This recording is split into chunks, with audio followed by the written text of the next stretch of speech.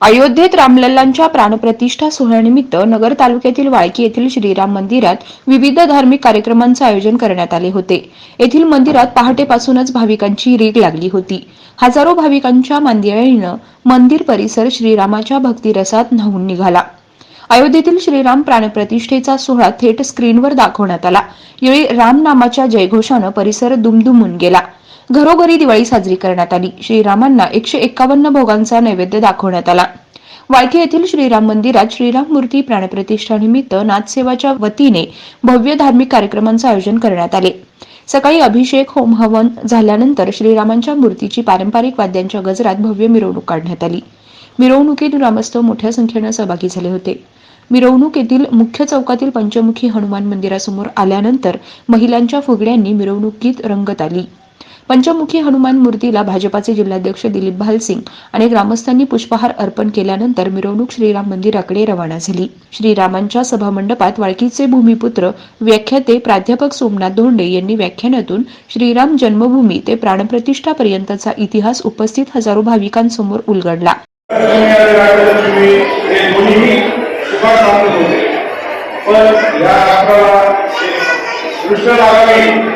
तसं अफगाण आणि तुर्क लोकांनी मुसलमानांनी भारतावर आक्रमण केले।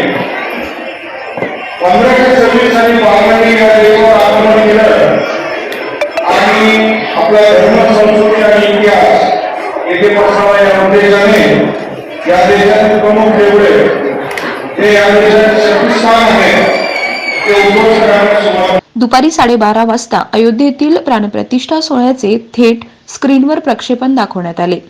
अयोध्येतील मूर्ती प्राणप्रतिष्ठा झाल्यानंतर येथे श्रीरामांची महाआरती घेण्यात आली। आरतीनंतर हजारो भाविकांनी केलेल्या रामनामाच्या जयघोषानं परिसर दुमदुमून गेला। वाळकी आणि परिसरातील भाविकांनी घरी बनवलेल्या लाडूंचा श्रीरामांना नैवेद्य दाखवला। कार्यक्रमानिमित्तानं गावातील सर्वच देवतांच्या मंदिरावर विद्युत रोषणाई करण्यात आली होती। उपस्थित हजारो भाविकांसाठी महाप्रसादाचे आयोजन करण्यात आले होते। दरम्यान वाळकीसह परिसरातील गुंडेगाव, दहिगाव, पिंपळगाव, माळवी, खडकी येथेही मोठ्या उत्साहात कार्यक्रम पार पडले। वाळकी येथील कार्यक्रमासाठी विक्रम पाचपुते, अक्षय कर्डिले यांच्यासह विविध राजकीय पक्षांच्या पदाधिकारी व नेत्यांनी उपस्थिती दर्शवली। भाजपाचे जिल्हाध्यक्ष दिलीप भालसिंग यांनी 500 वर्षांनंतर आलेल्या सोनेरी क्षणाचे आपण साक्षीदार झालो। आपणाला हा सोहळा याची देही याची डोळा पाहता आला, हे आपलं भाग्य असल्याचं यावेळी म्हटलंय।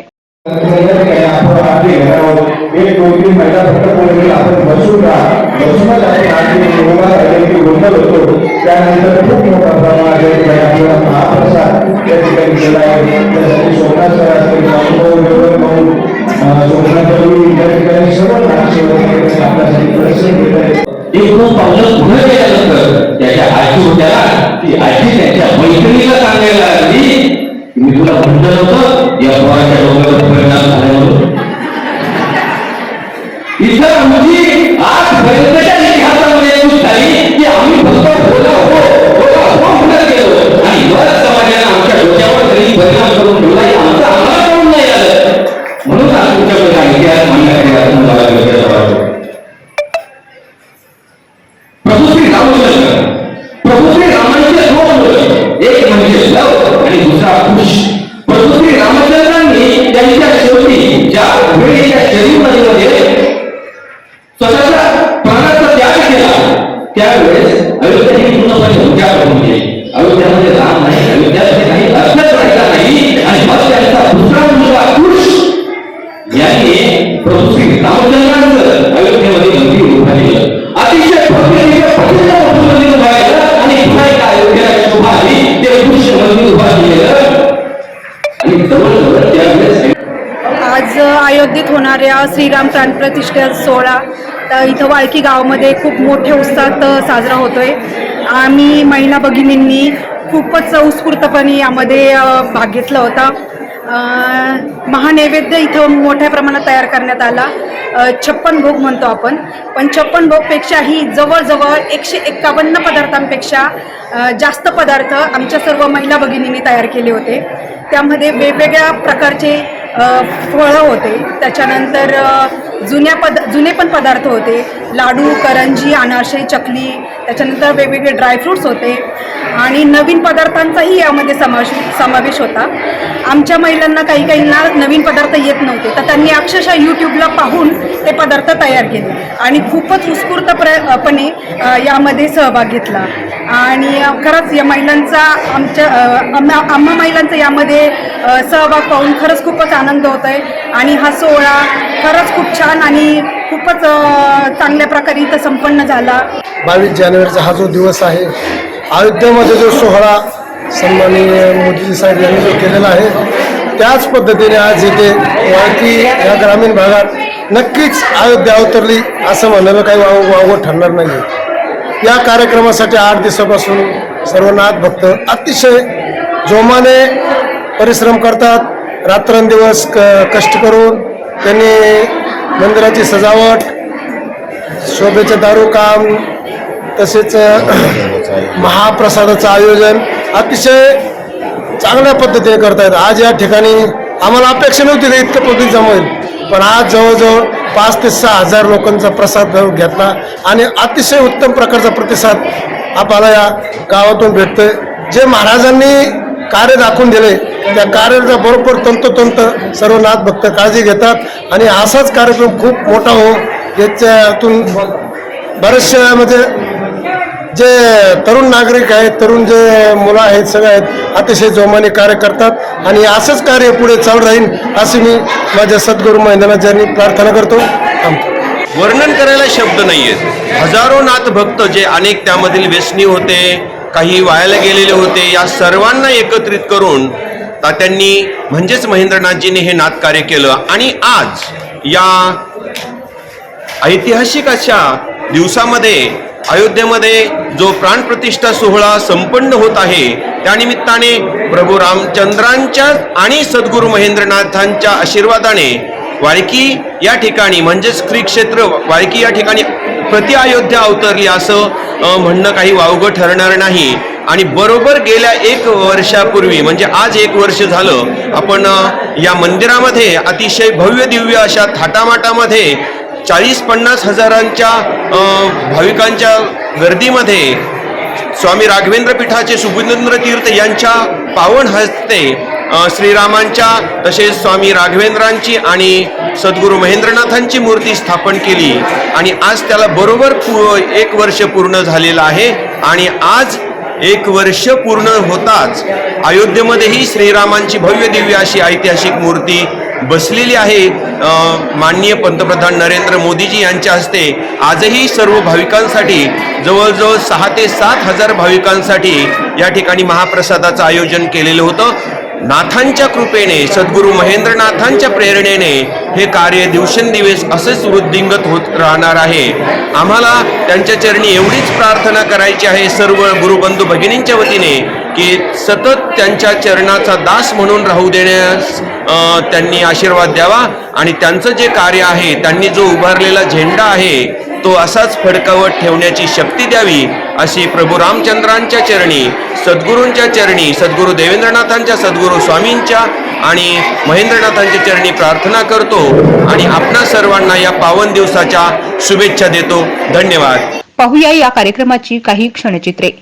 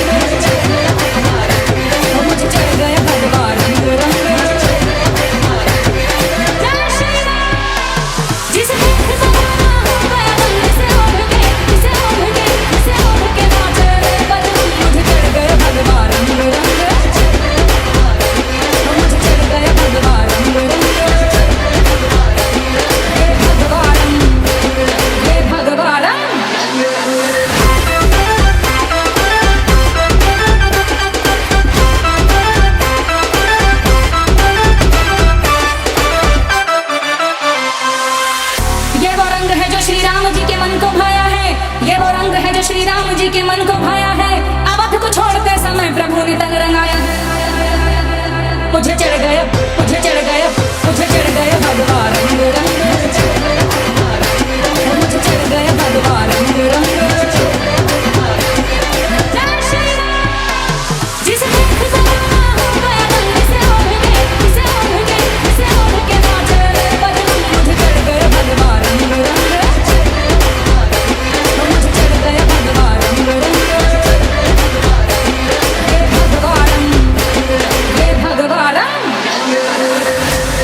ये भगवा रंग है ऋषि मुनियों और संतों का, ये भगवा रंग है ऋषि मुनियों और संतों का, हिंद के वीर बलियों का और महंतों का। मुझे चढ़ गया मुझे चढ़ गया मुझे चढ़ गया भगवा रंग रंग मुझे चढ़ गया भगवा रंग रंग जिसे देख जमाना हो गया रंग से ओढ़ के नाचे बदन मुझे चढ़ गया भगवा रंग रंग मुझे चढ़ गया भगवा रंग रंग ये भगवा रंग ये भगवा रंग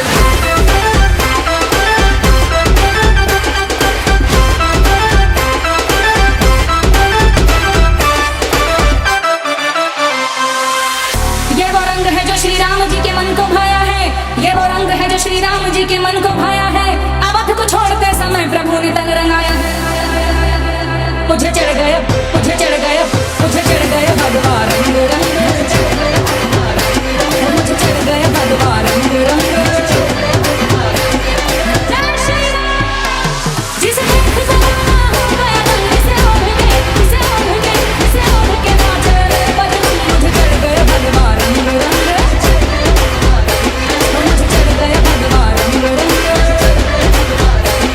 ये भगवा रंग ये भगवा रंग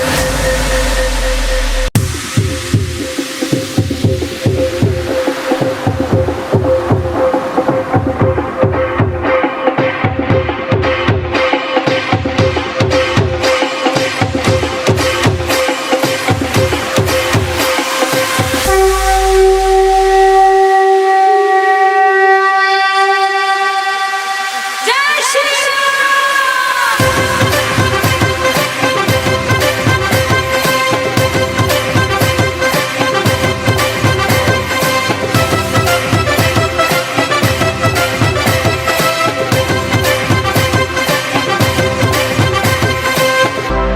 ये भगवा रंग ये भगवा रंग ये भगवा रंग जिसे देख जमाना हो गया रंग से ओढ़ के नाचे बदन मुझे चढ़ गया भगवा रंग रंग मुझे चढ़ गया भगवा रंग रंग ये भगवा रंग ये भगवा रंग ये भगवा रंग ये भगवा रंग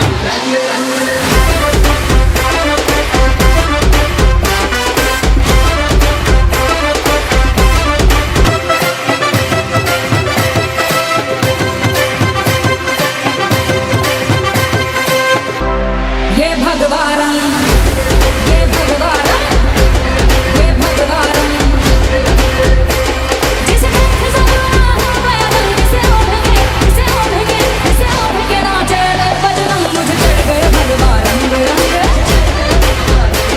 मुझे चढ़ गया भगवा रंग रंग ये भगवा रंग